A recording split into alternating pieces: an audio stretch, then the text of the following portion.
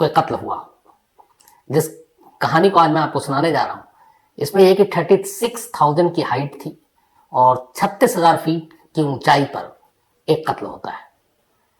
तो शायद मुझे नहीं लगता कि दूसरा ऐसा कोई और मिसाल होगा। यह कहानी करीब 24 साल पुरानी है। 1999 की बात है। 23 जुलाई 1999। दुनिया के जो सबसे ज्यादा भीड़ भाड़ वाले शहर, खासतौर पर राजधानी, उनमें से एक जापान की राजधानी टोक्यो भी है। टोक्यो में दो एयरपोर्ट है, काफी बिजी एयरपोर्ट रहता है। तो उसी टोक्यो के एक एयरपोर्ट से दोपहर को फ्लाइट 61 उड़ान भरती है। इस प्लेन को इसने उड़ान भरी थी टोक्यो के हानेडा एयरपोर्ट से, और इसे जाना था न्यू किटोस एयरपोर्ट। जापान के अंदर ही यह एक दूसरा शहर है। तो दोपहर को इस फ्लाइट 61 ने उड़ान भरी, बोइंग 747। इसके अंदर कुल करीब 503 पैसेंजर थे। उनमें 14 बच्चे थे और साथ में 14 क्रू मेंबर। तो सब मिलाकर करीब 503 और प्लस 14 अगर हम जोड़ दें तो 517 लोग इस प्लेन में सवार थे। लगभग 1.5 घंटे का यह सफर था। मौसम साफ था, गर्मी का दिन, जुलाई का महीना। और 1999 ये वो दौर था जब एयरपोर्ट पर या हवाई सुरक्षा के दौरान सिक्योरिटी उतनी ज्यादा नहीं थी जो आज के दौर में पूरी दुनिया में है, क्योंकि 9/11 भी इसके बाद ही हुआ था। उसके बाद तो खैर एयरपोर्ट की सुरक्षा की तस्वीर ही बदल गई। तो 23 जुलाई 1999 को इस प्लेन ने टेक ऑफ किया टोक्यो के हानेडा एयरपोर्ट से। तमाम मुसाफिर सवार हो चुके थे, 503 लोग। इस प्लेन के पायलट थे नायोकी नागाशिमा। इनकी उम्र 51 साल थी, काफी सीजन, काफी एक्सपीरियंस पायलट थे। और उनके साथ जो उनका को पायलट था काजुकी कोगा, उम्र 34 साल थी। तो प्लेन ने उड़ान भरा। थोड़ी देर के बाद सीट बेल्ट जो बांधने की वो होती है, अनाउंसमेंट हुआ कि अब आप आराम से बैठ सकते हैं। 1.5 घंटे का सफर ये पूरा होना था। अच्छा, ये फ्लाइट चूंकि 503 लोग थे तो इससे अंदाज में लगा सकते हैं कि ये फ्लाइट वो थी बड़ी वाली, डबल डेकर। तो नीचे इकोनॉमी क्लास और ऊपर प्रीमियम क्लास। तो लगभग 15 मिनट बीत चुका था प्लेन को उड़े हुए। इसके बाद अचानक नीचे की जगह पर एक नौजवान बैठा हुआ था जिसकी उम्र करीब 29 साल थी। बाद में पता चला उसका नाम है यूजी निशिजावा। ये अचानक, अच्छा जुलाई का महीना था, तमाम लोग प्लेन में आमतौर पे जो गर्मी में कपड़े पहने जाते हैं वही पहने हुए थे। ये इकलौता शख्स था जिसने गर्म कपड़े और खूब सारे कपड़े पहने हुए थे। तो कुछ पैसेंजर को उसको देखकर लगा भी कि ये क्या है, और कपड़े भी बड़े गंदे थे उन्हें, और भी ये लगा कि इसे किसने अलाउड किया। लेकिन खैर इतना सब सोचने की फिर बात हुई नहीं, प्लेन टेक ऑफ कर चुका था। 15 मिनट के बाद अचानक ये अपनी सीट से उठता है और उस सीढ़ी की तरफ जाता है जहां से ऊपर की तरफ जाना था। नीचे और ऊपर दो अलग अलग, मैंने आपको जैसा बताया। और जो पायलट और को पायलट, जो कॉकपिट था जहां बैठते हैं, वो ऊपर से अंदर जा सकते थे। तो निशिजावा अचानक उठता है और उस सीढ़ी के पास पहुंचता है और सीढ़ी से धड़धड़ाते हुए ऊपर चला जाता है। अब वो कॉकपिट के बाहर है। अचानक एक एयर होस्टेस उसके आगे से गुजरती है, वो उसे पकड़ लेता है। पकड़ने के बाद वो अपनी जेब से उसी वक्त, बहुत ज्यादा नहीं, एक 20 सेंटीमीटर की साइज का एक चाकू निकालता है। चाकू को वो गले पे रखता है एयर होस्टेस के और कहता है कि कॉकपिट का दरवाजा खोलो। कॉकपिट के अंदर पायलट और को पायलट। अच्छा, इससे पहले कुछ ऐसे इंसिडेंट हो चुके थे जिसके बाद से ये हुआ कि कॉकपिट का दरवाजा बंद रहेगा और या तो वो अंदर बैठा हुआ पायलट वो पायलट खोल सकता है, या फिर जो क्रू मेंबर है उनके पास वो सारी आईडीज और ये होती हैं जिससे वो खोल सकती है। तो चाकू की नोक पर वो एयर होस्टेस को अपने साथ ले गया, कॉकपिट का दरवाजा खोलने के लिए कहा। जान पर बन आई थी इसलिए एयर होस्टेस ने दरवाजा खोल दिया। दरवाजा खुलते ही वो कॉकपिट के अंदर गया। कॉकपिट में घुसते ही सबसे पहले वो को पायलट काजुकी कोगा उसको चाकू दिखाता और कहता खड़े हो जाओ। चाकू देखकर वो घबरा जाता है, इधर पायलट भी घबरा जाता है कि ये क्या अचानक, और चाकू को नोक पर को पायलट को उसकी सीट से खड़ा कराता और कहता बाहर निकलो। उसकी भी जान पर बनी हुई थी। को पायलट बाहर निकल जाता है। इसके बाद वो कॉकपिट का दरवाजा अंदर से बंद कर देता है। बंद करने के बाद अब खुद को पायलट की सीट पर बैठ गया और पायलट यानी कि कैप्टन उस प्लेन के नायुकी नागाशिमा उनको चाकू दिखाकर कहता है कि अब जैसा मैं कहूं आपको वैसा करना है। अच्छा, इस दौरान में उसके अंदर चाकू लेकर घुसते ही, को पायलट को बाहर निकालते ही, जो कि सीजन बहुत एक्सपीरियंस कैप्टन थे नागाशिमा, तो उन्होंने वो इमरजेंसी बटन दबाकर और एटीसी एयर ट्रैफिक कंट्रोल को खबर कर दी कि हमारा प्लेन हाईजैक हो चुका है। तो उन्होंने खबर कर दी। अब ये जो है चाकू के नोक पर पायलट से कह रहा है कि अब ये प्लेन मेरे कंट्रोल में और मेरे इशारे पर उड़ेगा जहां भी कहूंगा। तो उससे पूछा उसने कि आप क्या चाहते हो। तो उसने कहा कि आप इस प्लेन का रुख जो है आप इसको आप न्यू चिटोस की जगह वहीं जापान में ही एक, बल्कि वेस्टर्न टोक्यो में, टोक्यो का ही एक पार्ट, वहां पर एक यूएस मिलिट्री का बेस था। जापान पूरी जो है वहां पे उनका जो सुरक्षा का ठेका है वो यूएस के पास ही है। तो यूएस मिलिट्री एयर बेस पर इस प्लेन को ले चलो और वहीं लैंड कराएंगे। पायलट ने कहा कि देखो वो यूएस मिलिट्री एयर बेस है, ये पैसेंजर प्लेन है, मुश्किल आएगी, नहीं वो परमिशन देंगे, और अगर उन्हें जरा भी डाउट हुआ तो हो सकता है हमारे प्लेन को उड़ा दे। उसने कहा मुझे कुछ नहीं सुनना, आप जो कह रहा हूं वो करो। अब वो उसके बाद एटीसी को इन्फॉर्म करते हैं पायलट, कहते हैं कि ऐसे ऐसे है और ये यूएस मिलिट्री एयरबेस पर कह रहा है प्लेन को लैंड कराने के लिए, उस तरफ मोड़ने के लिए। अब ये प्लेन थोड़ा सा मोड़ भी चुके, तब तक उधर से ये खबर गई, पैनिक फैला। फिर ये हुआ कि ठीक है आप उसको मोड़ दो और ले आओ। लेकिन अब इधर पायलट को लगा कि ये यूएस जो मिलिट्री एयरबेस है वहां पर ले जाकर पता नहीं क्या करे, कोई सुसाइडल मिशन है। तो उन्हें डर लगा, तो उन्होंने कहा कि नहीं अब इसके हुक्म नहीं मानेंगे। उन्होंने प्लेन का रुख कहीं और डाइवर्ट कर दिया। अब ये कह रहा है कि मैं जब कह रहा हूं कि आप उसको वहीं ले जाना है, पायलट मान नहीं रहा। ये अपनी सीट से खड़ा हुआ, पायलट के पास गया, चाकू गर्दन पर रखा और बोला कि जैसा मैं कह रहा हूं वैसा करो वरना मार दूंगा। पायलट को लगा कि शायद ये मारेगा नहीं, क्योंकि प्लेन में ये भी है, वो पायलट की मौत हो गई तो फिर कॉकपिट का दरवाजा भी बंद है। लेकिन वो बहुत सीरियस था।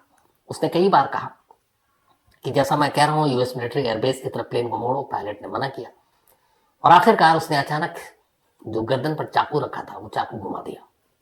इसके बाद उसने उस चाकू से कई वार किए गर्दन पर। पल भर के अंदर 51 साल के पायलट नाइकी नागाशिमा अपनी ही सीट पर लगभग उनका गला 90% कट चुका था। खून ही खून कॉकपिट में, हाथ से सब कमान छूट गया। इत्तेफाक से जब वो ये सारी बातें कर रहे थे, प्लेन ऑटो उस पे था, मोड पे। अब ये वापस आता है और को पायलट की सीट पर पायलट को मारने के बाद बैठ जाता है। बैठने के बाद अब ये प्लेन को कंट्रोल करने की कोशिश कर रहा है। इधर बाहर को पायलट निकला हुआ और उसे ये पता नहीं चल रहा कि अंदर क्या हो रहा है। तमाम क्रू मेंबर घबरा रहे हैं। लेकिन उसके बाद अचानक ये होता है कि जब पायलट का कत्ल हो जाता है तो प्लेन के अंदर टर्बुलेंस शुरू हो जाती है, हिलने डुलने लगता है और प्लेन बहुत तेजी के साथ नीचे की तरफ आ रहा है। को पायलट बाहर समझ जाता है कि कुछ गड़बड़ है। इधर उस प्लेन के अंदर 14 बच्चे थे। जब एयर टर्बुलेंस में आमतौर पर फ्लाइट में बहुत हिलती है तो बहुत सारे लोगों को डर भी लगता है, उनमें मैं भी एक हूं। तो खासतौर पर बच्चे रोने लगे। अब क्रू मेंबर को लगा कि अगर बच्चे इस तरह से रोने लगेंगे तो हालात और बिगड़ेंगे। तो उन्होंने भी अपना थोड़ा दिमाग लगाया और उस वक्त एक जो कार्टून सीरियल्स आते थे उस तमाम बच्चों की सीट के आगे जो वो था उस पर उन्होंने वो कार्टून लगा दिया। बच्चे कार्टून देखकर उसी में फिर उलझ गए और वो भूल गए कि प्लेन हिल रहा है, क्या हो रहा है। लेकिन बड़ों में खौफ था और प्लेन तेजी से नीचे की तरफ। को पायलट को लग गया कि मामला गड़बड़ है। को पायलट ने फिर कहा कि अब कुछ करना पड़ेगा, बाहर बैठकर तमाशा देखने का कोई फायदा नहीं है। अच्छा, कॉकपिट का दरवाजा अंदर से बंद था। कुछ पैसेंजर्स को बताया गया कि ऐसे ऐसे हालात हैं। पैसेंजर को भी तब तक अंदाजा हो गया था, ऊपर जो बैठे रहते टिकट, कि को पायलट बाहर है, काफी देर से कुछ गड़बड़ है। तो तमाम कुछ लोगों को तैयार किया गया, उनकी टाई, बेल्ट्स, ये सारी चीजें निकाले गए। कुछ हट्टे कट्टे पैसेंजर थे, उनको एक साथ लिया गया और इसके बाद अब दरवाजे को खोलने की कोशिश की गई। दरवाजा खुल नहीं रहा था, तो अब यह था कि किसी तरह उसे तोड़ा जाए और आखिरकार काफी कोशिश के बाद दरवाजा टूट गया कॉकपिट का। को पायलट और उनके साथ कुछ अच्छे मसलमैन जो पैसेंजर थे वो अंदर दाखिल होते हैं तो अंदर का मंजर देखकर उनकी चीखें निकल जाती हैं। पायलट अपनी सीट पर मुर्दा पड़े हैं, गला 90% कट चुका है, चारों तरफ खून ही खून है और एक दूसरा नौजवान वो को पायलट की सीट पर बैठकर और प्लेन को उड़ाने की कोशिश कर रहा है। और प्लेन इस वक्त इतनी तेजी से नीचे आ रहा है कि बस कभी भी क्रैश कर सकता है। जब को पायलट और ये तमाम लोग घुसे उसके बाद उसके हाथ में चाकू था। उन्होंने उससे चाकू पहले छीनने की कोशिश की, थोड़ी सी मशक्कत के बाद कामयाब हो गए, चाकू उससे छीन लिया। इसके बाद उस पर काबू पाया, बेल्ट और टाई से उसे बांधा, एक तरफ ले गए और इस दौरान में फटाफट को पायलट अपनी सीट पर बैठते हैं। जब वो सीट पर बैठे तो कहते हैं कि करीब 1800 मीटर नीचे प्लेन आ चुका था। कहाँ 36,000 की हाइट पर, कहाँ 1800 मीटर। अगर कुछ देर और देरी होती तो शायद ये प्लेन क्रैश कर जाता, लेकिन खैर इसके बाद फिर काबू पाया गया। इसके बाद प्लेन को फिर से जो उसकी एल्टीट्यूड थी उसकी हाइट दी गई, और उसके बाद को पायलट ने फिर बताया, एटीसी को संपर्क किया और कहा कि यहाँ ये हाल है, पायलट अपनी सीट पर मुर्दा है और हमें इमरजेंसी लैंडिंग की जरूरत है, एयरपोर्ट पर डॉक्टर की जरूरत है। तो इसके बाद फिर वापस हनेडा एयरपोर्ट में उतरने की इजाजत मांगी गई। एयरपोर्ट पर इमरजेंसी डिक्लेयर कर दिया गया, तमाम एम्बुलेंस तमाम चीजें पहुंच गई, और आखिरकार 12:14 पर दोपहर को यह प्लेन सुरक्षित हनेडा एयरपोर्ट पर लैंड करता है। जब लैंड करता है तब तक लोगों को यकीन नहीं था कि वो बचेंगे उस दिन, क्योंकि उन्होंने अपनी आंखों से जो मंजर देखा कि प्लेन किस तरीके से आगे की तरफ झुक कर नीचे जा रहा है, और लगभग नीचे इतनी करीब से उन्होंने कभी बिल्डिंग और सड़क किसी प्लेन में बैठकर नहीं देखा होगा। तमाम मुसाफिर को एक एक कर उतारा जाता है, और उस शख्स को जिसने ये हरकत की थी, प्लेन को हाईजैक की थी और जिसने पायलट का कत्ल किया था, वो बंधा हुआ था। पुलिस आती है, उसे अपने कब्जे में लेती है, उसे ले जाती है, एम्बुलेंस से डॉक्टर आते हैं, पायलट को डेड डिक्लेयर कर देते हैं। अब इसके बाद सवाल सबसे बड़ा उठा कि 29 साल के एक शख्स ने 36,000 फीट की ऊंचाई पर एक कैप्टन को क्यों मारा? इस प्लेन को वो क्यों उड़ा रहा था? कहां ले जाना चाह रहा था? तो जब पूछताछ हुई तो उसकी पूरी कहानी सामने आई। पता चला कि ये जो लड़का था 29 साल का, लड़का भी नहीं कहेंगे, यूजी निशिजावा, टोक्यो में पैदा हुआ, टोक्यो में ही पढ़ाई की, लेकिन हमेशा भीड़ से अलग रहा, दोस्त बनते नहीं थे, खुद में अकेला रहता था। जब बड़ा हुआ तो उसको एक ही शौक था, कंप्यूटर पे और बाकी जगहों पे वीडियो गेम खेलना, और खासतौर पर प्लेन वाला गेम। तो आजकल जैसे है बहुत सारा, आप तो वर्चुअल आप गेम खेलें तो लगेगा कि आप प्लेन उड़ा रहे हैं, कॉकपिट में खुद बैठे हुए हैं। तो ये उस जमाने में ऐसी गेम खेला करता था, और सिर्फ प्लेन को उड़ाने का इसको शौक था, और ये वर्चुअल खूब प्लेन उड़ा चुका था। उसके जरिए इसने काफी कुछ सीखा, कॉकपिट क्या होता है, पायलट क्या करता है, को पायलट क्या करता है, बाकी उपकरण क्या क्या होते हैं, ये सारी जानकारी उसे थी। फिर इसके बाद इसने प्लेन में उड़ना शुरू किया। ये टोक्यो एयरपोर्ट पे जाता, टोक्यो में 2 एयरपोर्ट है, और वहां जाने के बाद ये छोटी छोटी डेस्टिनेशन पे जाता, 1 घंटा सवा घंटे की जो फ्लाई होती है उसमें टिकट लेकर बैठता और जाता। जब एयरपोर्ट जाता तो इसने देखा कि जो लगेज है, जो प्लेन के अंदर जा रहा है, उसकी तो तलाशी होती है मशीन के थ्रू, एक्सरे और इसकी, लेकिन जो हाथ में सामान लेकर जाते हैं उस दौर में 1999 में, उसकी तलाशी नहीं होती। सिर्फ बोर्डिंग पास आप दिखा दीजिए और आपको क्लियरेंस मिल जाता है, तो आपके हैंड बैग को खोलकर कोई देखता नहीं। इसे लगा कि ये तो गलत है, इस हैंड बैग में तो बहुत कुछ ले जाया जा सकता है। फिर इसने ट्रायल मारने के लिए कई छोटे छोटे जर्नी किए प्लेन से, और अपने बैग में कभी चाकू छोटे मोटे रख लेता, कभी कुछ और, वो चीजें जो ले जाना मना है, और ये हर बार क्लियर हो जाता और निकल जाता। इस तरीके से जब ये सफर किया तो इसे एहसास हो गया कि ये चीजें बड़ी आसानी से ले जा सकती हैं, कहीं भी ले जा सकते हैं। तो इसे लगा कि ये बहुत बड़ा एक सिक्योरिटी लैब्स है, इसका कुछ करना चाहिए। कहते हैं कि जून 1999 में ही इसने एक मेल लिखा टोक्यो के इस हनेडा एयरपोर्ट के ऑफिशियल्स को कि मैं कई बार आपके एयरपोर्ट से मैंने सफर किया है, और आपके एयरपोर्ट पे सिक्योरिटी में लैब्स है, आप लगेज जो जाता है उसकी तो एक्सरे मशीन और बाकी चीजों से तलाशी होती है, लेकिन जो हैंड बैगेज होता है उसकी कोई तलाशी नहीं होती, और उसमें कोई कुछ भी ले आ सकता है, तो आप इस पर ध्यान दें। इत्तेफाक से वहां की जो सिक्योरिटी मैनेजमेंट थी उसका इस मेल की तरफ कोई ध्यान नहीं गया, उन्होंने पढ़ा भी होगा तो नजरअंदाज कर दिया, और ये उसके बाद कई बार ट्रैवल किया, और हर बार कुछ ना कुछ लेकर जाता और बड़ी आसानी से निकल जाता। कहते हैं कि 23 जुलाई 1999 की इसने कई टिकट बुक करा रखी थी कि अगर इस प्लेन में मैं गया और इसमें पकड़ा गया चाकू तो दूसरे में जाऊंगा, दूसरे में हो गया तो तीसरे में जाऊंगा, कई टिकट एक साथ बुक करा रखी। लेकिन बदनसीबी ये कि पहली फ्लाइट में, ये फ्लाइट 61 में, किसी ने रोका नहीं, और उसके पास 20 सेंटीमीटर के साइज का एक चाकू था, और ये बैठ गया और उड़ने लगा। अब उससे कहा गया कि चलो, तुमको अगर सिक्योरिटी की बात थी तो तुम ये प्लेन में बैठने के बाद भी कह सकते थे कि ये देखिए मैं चाकू लेकर घुस गया हूं, आप लोग कैसे तलाशी देते हो, तो भी तुम्हारा मकसद इंटेंशन जो है वो क्लियर हो जाता। लेकिन तुमने तो ऐसा किया नहीं, तुमने तो सीधे पायलट को मार डाला। तो ये तो नहीं हो सकता कि एक सिक्योरिटी की तरफ आंखें खोलने और इशारा देने के लिए ये तुमने इतना बड़ा काम किया है। और तुम्हें पता है कि जापान में इस तरह के मर्डर और ऐसी चीज हो, खासतौर पर प्लेन में हाईजैकिंग हो या किसी की जान चली जाए, तो सीधे सीधे सजाए मौत है। तो फिर वजह क्या है और तुम इस प्लेन को कहां ले जाना चाहते थे? तो पहले उसने कहा था यूएस मिलिट्री के एयरबेस पे, लेकिन फिर बाद में उसने सच बताया। उसने कहा कि दरअसल मैं इस प्लेन को उड़ाकर खुद से टोक्यो में एक रेनबो ब्रिज, उस कई आप गेम में आप लोग देखते होंगे, उसके नीचे से प्लेन को निकाल। तो बोला मेरा ड्रीम था कि इस प्लेन को मैं रेनबो ब्रिज के नीचे से निकाल कर और फिर ऊपर उड़ा कर ले जाऊं, मतलब नीचे आऊं, ब्रिज के अंदर से प्लेन डालूं और फिर ऊपर चला जाऊं। तो एक तरह का स्टंट।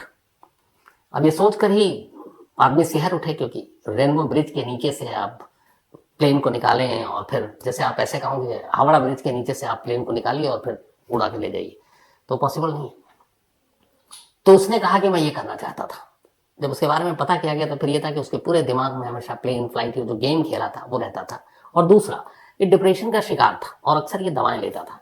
जिस रोज 23 जुलाई 1999 को ये इंसिडेंट हुआ, उस दिन भी इसने ड्रग्स ली थी और उससे खुद पता नहीं होता कि मैं कहाँ पर हूँ। और इसीलिए वो जो गेम में खेलता उसे लगता है प्लेन ऐसे उड़ाते हैं। तो उस वक्त भी वो प्लेन को उसी तरीके से उड़ा रहा था जो इसके दिमाग में गेम में था, जबकि गेम और हकीकत में बहुत फर्क होता है। तो जब उसकी ये सारी चीजें पता चली, फिर उसके डॉक्टर से कंसल्ट किया गया तो पता चला कि पहले भी बहुत सारे ऐसे ड्रग्स लेता और कई बार उस ड्रग्स के इन्फ्लुएंस में रहता उसी, तो उसको कुछ पता नहीं चलता कि अच्छा क्या बुरा क्या है। तो जिस दिन ये इंसिडेंट हुआ उस दिन वो ड्रग्स के असर में था। अब यहाँ मामला आ गया कि इसको सजा कैसे दे, क्योंकि अगर ये मेंटली फिट नहीं है तो फिर तो इसको सजा दी नहीं जा सकती। तो फिर कोर्ट ने कहा कि जो एक्सपर्ट्स हैं वो इसकी जांच करें। एक्सपर्ट ने जांच की, 6 महीने बाद रिपोर्ट आई। रिपोर्ट में कहा गया कि ये पूरी तरह से ऐसा नहीं है कि दिमागी रूप से कमजोर है, ये होश में भी है, लेकिन जब ये ड्रग लेता है तब होश में नहीं होता है। और इसने डिप्रेशन की भी दवा ली है और जिस दिन ये इंसिडेंट हुआ तब भी इसने दवा ली थी। तब वहां ये दो खेमों में लोग बढ़ गए कि क्या किया जाए, क्योंकि एक प्लेन का हाईजैक करने के बाद कैप्टन का मर्डर और उसके लिए सीधे सीधी डेथ पेनल्टी है, सजाए मौत। लेकिन दूसरी तरफ ये है कि इसकी दिमागी हालत ये है, अब उसमें बहस चल रही है। और इसी दौरान में अब चूंकि अभी कस्टडी में हॉस्पिटल में, एक रोज ये हॉस्पिटल की तीसरी मंजिल से छलांग मार देता है, जान बच जाती है, पैर टूट जाता है।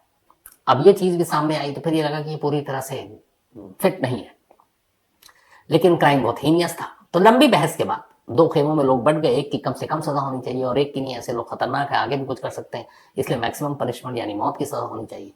तो काफी लंबी बहस के बाद आखिरकार 2005 में टोक्यो की एक अदालत ने अपना फैसला सुनाया और यूजी निशिजावा को लाइफ इम्प्रिजमेंट यानी उम्र कैद की सजा सुनाई। आज भी ये टोक्यो की एक जेल में कैद है और सजा में यह है कि जब तक ये जिंदा है जेल में रहेगा, जेल के बाहर नहीं आएगा। तो इस इंसिडेंट को आज लगभग 24 साल हो गए। 24 साल से वो जेल में है, तब गया था जब वो 29 साल उसकी उम्र थी, तो अब करीब 53 साल का वो हो चुका है और बाकी जितनी भी उम्र है वो जेल में ही कटनी है, अगर आगे चलकर उसके चाल चलन बाकी चीजों को देखते हुए कुछ ऐसी चीज हो कि सजा कम हो जाए। तो ये थी कहानी उस कत्ल की जो शायद दुनिया में पहली बार है कि इतनी ऊंचाई पर कत्ल हुआ। और कमाल ये कि कत्ल हो गया, पायलट मुर्दा है और एक गेम खेलने वाला नौसिखिया को पायलट की सीट पर बैठकर कई मिनट तक उस प्लेन को हैंडल कर रहा है और फिर असली को पायलट आकर ऐन वक्त पर कुछ मिनट पहले लोगों की जान बचाता है। तो आज कहानी में